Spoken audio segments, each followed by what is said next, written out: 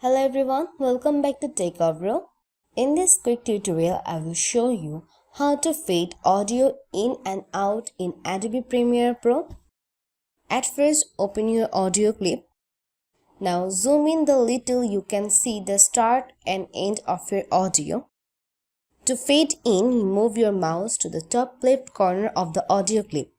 You will see a small white handle. Click and drag it to the right to create a smooth fading. To fade out, do the same thing on the top right corner of the clip. Drag the white handle to the left.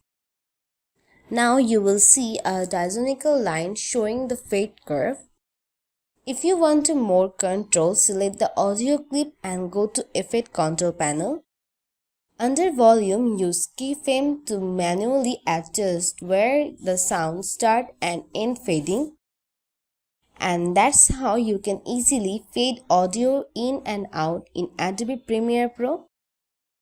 If you guys like this video, please like and subscribe to our channel. Thank you.